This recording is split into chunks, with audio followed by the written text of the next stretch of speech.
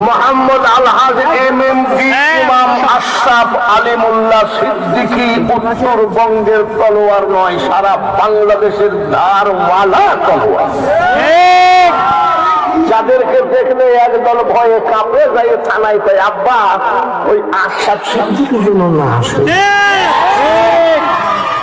ঠিক কিনা? আশরাফ সিদ্দিকীর মাহফিল বন্ধ করতে পারিস নাকি?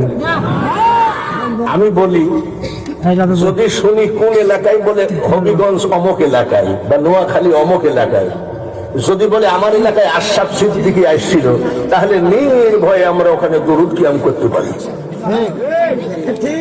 আর যদি শুনি যে না, ওই কাসেমি গেছে, মাদানি গেছে, মদিনা মানে না, কিন্তু নামের টাইটেল মাদান, এসব ভণ্ডামি সার বাবা বেশি দিন চলে না। এখনো বিদায় হচ্ছি বলে গেলাম, আশরাফ সিদ্দিকী মানে ওদের জম,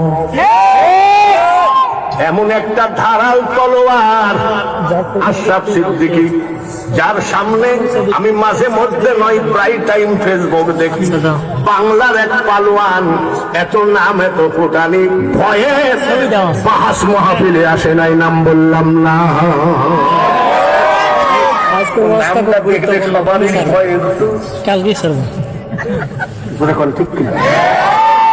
এইবার আজকের যিনি প্রধান মেহমান, প্রধান অতিথি, এখন শুনবেন যে দলিল কাকে বলে।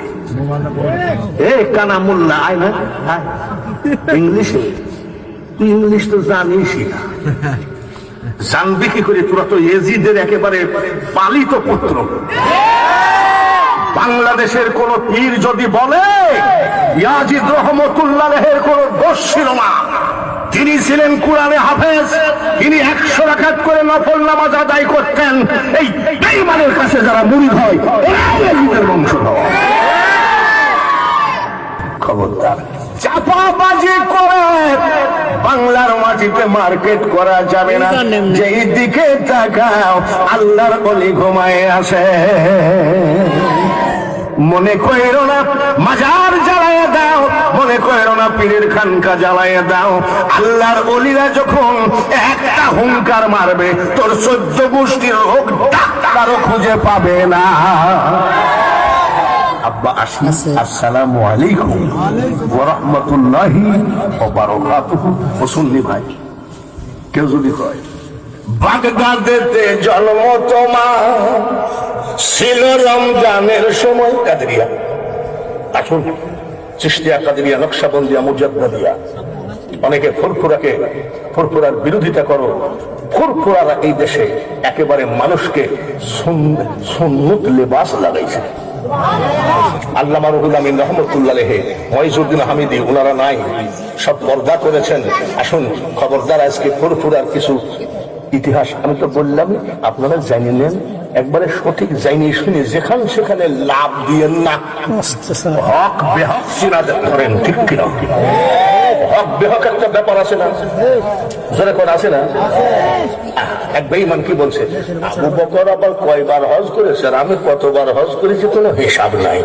আরে সি সি, এই ওয়াহাবিদের ওয়াহাবির বাচ্চাদের জবান এত খারাপ, ওরা হযরত আবু বকরকে পর্যন্ত নিচে নামায়ে দেয়।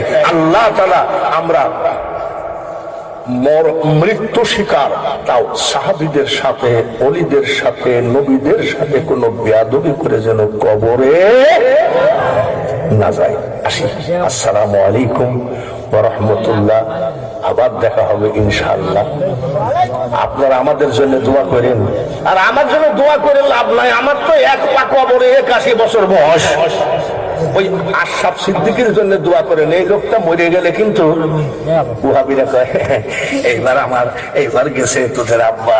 না না, আমি বাঙালি হুজুর দোয়া করি প্রত্যেকটা প্যান্ডেলে যে এই মানুষটা আজকে সুন্দরভাবে দরুদ কিয়ামটা গুছাই আসতেছে। যেন বলেন,